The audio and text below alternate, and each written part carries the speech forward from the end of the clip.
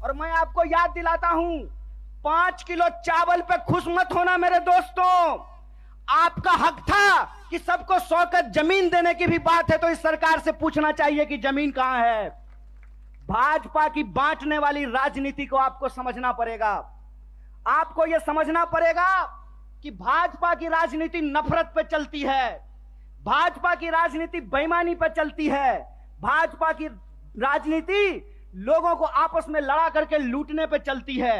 दरअसल भाजपा का इतिहास इस देश से गद्दारी का इतिहास है। इस बात को याद रखिएगा, इस बात को याद रखिएगा कि भारतीय राष्ट्रीय कांग्रेस महात्मा गांधी की पार्टी है जो हंसते हंसते अपने सीने पे गोली खा लिए थे, और भाजपा का इतिहास नाथूराम गोडसे का इतिहास है। इस बात को याद रखिएगा। और इसीलिए मैं आपको कहता हूं कि जिस तरीके से अंग्रेज हमारे साथ करते थे, फूट डालो और राज करो, उसी तरह से भाजपा आज कर रही है, फूट डाल रही है और इस देश पे राज कर रही है। मैं आपसे एक सवाल पूछना चाहता हूं, आज 10 साल भाजपा की राजनीति को होने को है, 9 साल देश में भाजपा की राजनीति पूरी हो चुकी है। हरियाणा का चुनाव भी लोकसभा चुनाव के वक्त में होता है, लोकसभा चुनाव के ठीक बाद होता है। आज 9 साल पूरे होने को हैं। मैं सवाल आपसे पूछता हूं, और मैं बाहर से आकर के आपको यह बात समझाने वाला नहीं हूं, आपको यह बात अपने सीने पे हाथ रख करके समझना पड़ेगा कि भाजपा यहां आकर के कौन सी राजनीति की शुरुआत की। भाजपा यहां आकर के 35 बिरादरी और 36 बिरादरी करना शुरू किया कि नहीं किया? हाथ उठा करके बताइए, किया कि नहीं किया? किया ना। तो मैं नड्डा से एक सवाल पूछना चाहता हूं, मैं देश के प्रधानमंत्री से एक सवाल पूछना चाहता हूं, मैं जय शाह के पप्पा से एक सवाल पूछना चाहता हूं कि दुष्यंत चौटाला को बगल वाली कुर्सी पर बिठा करके कौन सा 35 बिरादरी 36 बिरादरी कर रहे हो बे? कौन सी 36 बिरादरी 35 बिरादरी कर रहे हो? खेला करते हो? खेला? अरे झूठा, बेईमानी करते हो। मैं आपसे कहता हूं, और आप सोच करके इस बात को बताइए, जहां धर्म होगा वहां हिंदू मुसलमान करेंगे, और जहां मुसलमान नहीं होगा वहां 35 बिरादरी 36 बिरादरी करेंगे। यह मन में आप सोचिए और विचार कीजिए।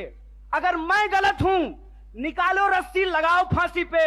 अगर तुम गलत हो तो लोकतंत्र में तुम्हारी बेईमानी का भी एक एक हिसाब लिया जाएगा। इस बात को याद रखना, इस बात को याद रखना कि इस देश के अंदर जब लोग न्याय की बात करते हैं, जब लोग अपने हक की बात करते हैं, जब किसानों की आमदनी दोगुनी करने की बात करते हैं, जब नौजवानों को 2 करोड़ नौकरियों की बात करते हैं, महिलाओं के सम्मान की बात करते हैं, इस देश में गरीबी को कम करने की बात करते हैं, तो आप उसको देशद्रोही बोलते हैं। और आपके बंटवारे की राजनीति में अगर कोई शामिल हो जाए, कोई धर्म के आधार पर देश को जो लड़ाने की राजनीति है उसका हिस्सा बन जाए, जो समाज को जात के नाम पे लड़ाने की राजनीति है उसका हिस्सा बन जाए, तो जब बाहर थे तो विरोधी थे, और आपके बगल में आकर के बैठ गए तो माला पहनाते हो रे बेईमान।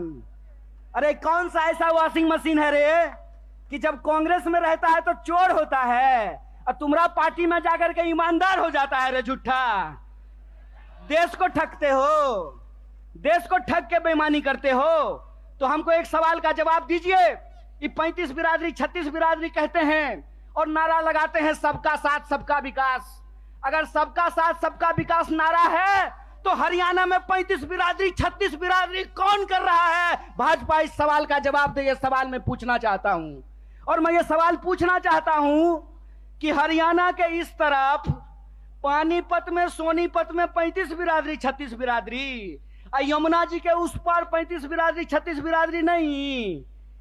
बोलिए सोच करके, यहां वोट चाहिए, वहां वोट नहीं चाहिए, और वहां वोट चाहिए और यहां वोट नहीं चाहिए। नदी पार करते हुए ही बेईमानों का ईमान बदल जाता है। यमुना के पार अलग राजनीति बागपत में, यमुना के इस पार सोनीपत में अलग राजनीति। इस खेल को हरियाणा के लोगों को समझना पड़ेगा, इस खेल को जींद के लोगों को समझना पड़ेगा। और याद रखिएगा, जब जब नींद से उठता है जींद, तब तब आती है हरियाणा में बदलाव और हरियाणा में आती है क्रांति।